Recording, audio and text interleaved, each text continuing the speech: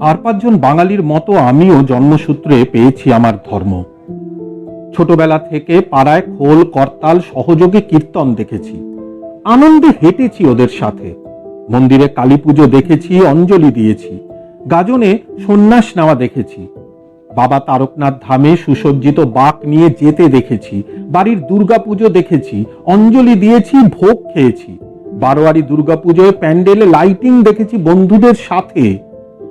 চড়ক পুজোয় শরীরে বর্ষি বাঁধানো দেখেছি, মেলায় ঘুরেছি, শীতলা পুজোয় দণ্ডি কাটা দেখেছি, নীলের পুজোর উপবাস, গঙ্গা স্নান দেখেছি।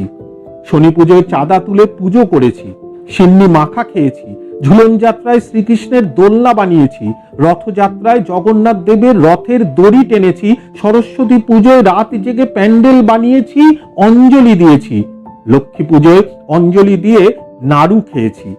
ছোট থেকেই বাড়ির ঠাকুর পুজো দিয়েছি, সন্ধ্যায় আরতিও করেছি। বইয়ের পাতায় পড়েছি স্বামীজি, রাজা রামমোহন, বিদ্যাসাগরের কথা, যারা আমার ধর্মকে পরিশীলিত করেছে। আমার কাছে আমার ধর্ম এটাই। কিন্তু বিগত কয়েক বছরে হিন্দু ধর্মের নতুন কিছু প্যারামিটার যোগ হয়েছে, যা আমার মতো বাঙালির কাছে বড় অচেনা। এখন বাড়িতে ত্রিকোণা গেরুয়া পতাকা লাগিয়ে জানান দিতে হয় যে আমি হিন্দু। শীতলা পুজো, বাসন্তী পুজো বা অন্নপূর্ণা পুজো করি বা না করি, করবা চৌথ, হনুমান জয়ন্তী, রামনবমীতে সামিল হতে হবে হিন্দুত্বের প্রমাণ দেওয়ার জন্য। এগুলো আমি মন থেকে মেনে নিতে পারি না। তাই হয়তো তথাকথিত আমি হিন্দু বিরোধী।